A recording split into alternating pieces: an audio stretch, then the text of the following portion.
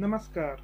आज हम पढ़ेंगे रमानाथ अवस्थी जी द्वारा रचित कविता हिमालय के प्रति। हिमालय के प्रति कविता के माध्यम से कवि ने हिमालय के प्रति कृतज्ञता अर्थात आभार प्रकट करने का कार्य किया है। उन्होंने बताया है कि हिमालय सिर्फ एक पर्वत नहीं है, बल्कि वह भारत का रक्षा कवच है और इसलिए इस हिमालय को सिर्फ पर्वत न समझकर इसे तीर्थ स्थल समझना चाहिए। और कवि ने भी इस कविता के माध्यम से हिमालय का गुणगान किया है, उसके संपूर्ण गुणों का बखान किया है और हिमालय के प्रति अपना आभार प्रकट किया है। कवि रमानाथ अवस्थी जी ने भारत के लिए हिमालय का बहुत महत्व है ऐसा बताया है। कवि हिमालय के प्रति अपनी श्रद्धा भावना की अभिव्यक्ति करता है।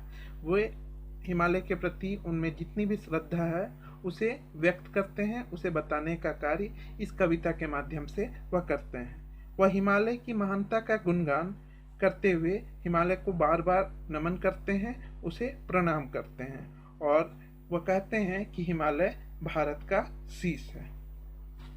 कविता कुछ इस प्रकार है कि भारत के शीश हिमालय को है मेरा बारंबार नमन।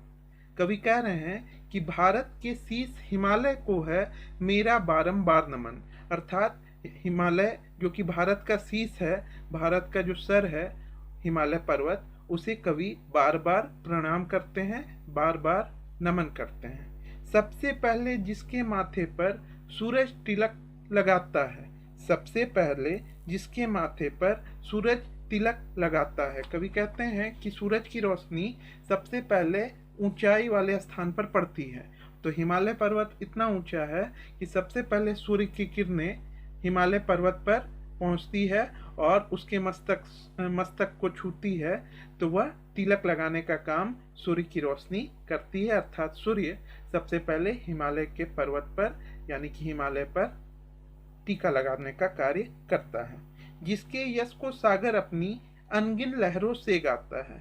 सागर जो कि है समुद्र, वह अपनी अनगिनत लहरों से, समुद्र में अनगिनत लहरें उठती हैं, तरंग उठती है, तो वह तरंग जिस प्रकार गिनी नहीं जा सकती, उसी प्रकार जो सागर है, जो समुद्र है, वह हिमालय की प्रसिद्धि को गिन नहीं सकती और अनगिनत लहरों से वह गाती है, यानी कि उसका बखान करती है, यानी कि हिमालय की प्रसिद्धि को बताने का कार्य करती है।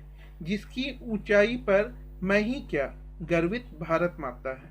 कवि आगे कह रहे हैं कि जिसकी ऊंचाई पर यानी कि हिमालय का पर्वत इतना ऊंचा है कि उसकी ऊंचाई पर हम आम भारतवासी ही नहीं, बल्कि इस भारत भूमि की जननी भारत माता भी उस पर गर्व करती है और बहुत ही गौरवान्वित महसूस करती है। जननी के इस गौरव गिरी की आरती सजाता नील गगन। ये जो नीला आकाश है ऊपर में, वो नीला आकाश हिमालय पर्वत की आरती कर रहा है ऐसा प्रतीत होता है। कवि रमानाथ अवस्थी कह रहे हैं कि जो नीला गगन है, नीला आकाश है, वह आरती करने का कार्य करता है हिमालय पर्वत की।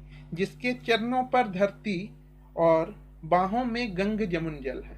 जिसके चरणों में धरती है यानी कि हिमालय पर्वत धरती पर है, तो उसके पैरों में जमीन है, धरती है, और बाहों में गंगा यमुना जैसी नदियां बह रही है, यानी कि उसके बाहों तक गंगा यमुना जैसी पवित्र नदियां बह रही है, तो बाहों में गंगा यमुना जल है, ऐसा कवि कह रहे हैं। जिसके नैनों का काजल ही उड़कर बादल दल बनता है।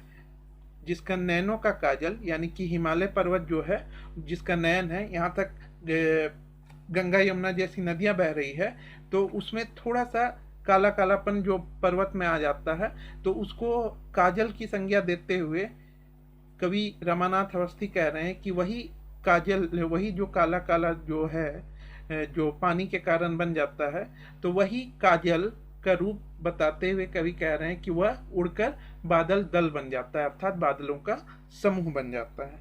पर्वत कैसे कह दूं इसको, यह तो मेरा तीर्थ स्थल है। कवि कह रहे हैं कि इसमें इतनी अच्छाइयाँ हैं, इतनी प्रसिद्धि है इसकी, इतना ज़्यादा गुण है कि इसे सिर्फ पर्वत कहना सही नहीं होगा, यह तो मेरा तीर्थ स्थल है, यानी कि यह हमारा तीर्थ स्थल है, ऐसा कवि कह रहे हैं। इस तीर्थ के दर्शन से ही मानस बन जाता है दर्पण। यह जो तीर्थ है उसके दर्शन से ही, उसे देखने से ही हमारा जो मन है, मानस अर्थात मन, वह दर्पण बन जाता है, यानी कि वह शीशा हो जाता है, वह साफ हो जाता है एक प्रकार से। यूं तो इसने सबकी उन्नति अपनी ही जैसी चाहिए है। जैसे कि हिमालय पर्वत बहुत प्रसिद्ध है, सभी उसे मानते हैं, यानी कि सब उस पर गर्व महसूस करते हैं। उसी प्रकार हिमालय पर्वत हम सब की प्रसिद्धि चाहता है। वह चाहता है कि सब प्रसिद्ध हों, सब नाम कमाएं।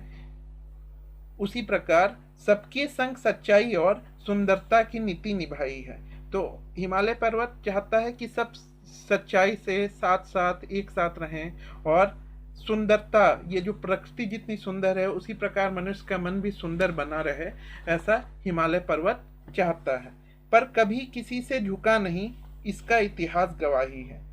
कवि कह रहे हैं कि हिमालय पर्वत कभी भी झुका नहीं है, कभी भी वह किसी के सामने टूटा नहीं है, किसी के सामने सर अपना झुकाया नहीं है। और इस बात का इतिहास गवाह है कि हिमालय पर्वत सदियों से अपने स्थान पर अडिग है और डटा हुआ है।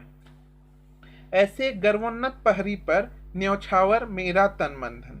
कवि कह रहे हैं कि ऐसा जो गर्वोन्नत, यानी कि गर्व से ऊंचा उठा हुआ जो प्रहरी है, यानी कि पहरेदार है, रक्षक है, उस पर मेरा तन, मेरा मन, मेरा धन, यानी कि मेरा शरीर, मेरा मन और हमारा जो धन है, वह सब कुछ ऐसे गर्व करने वाले प्रहरी पर, यानी कि पहरेदार पर न्यौछावर है। भारत के शीश हिमालय को है मेरा बारंबार नमन। कवि एक बार फिर कह रहे हैं कि हमारा जो शीश है, ये जो हमारा देश है भारत, उसका जो शीश है हिमालय पर्वत, उस पर हमारा मन उसे बार बार प्रणाम करता है, हम उसे बार बार प्रणाम करते हैं। और इसे सिर्फ पर्वत कहना काफी नहीं होगा, यह तीर्थ स्थल के समान है, यह तीर्थ स्थल ही है। धन्यवाद।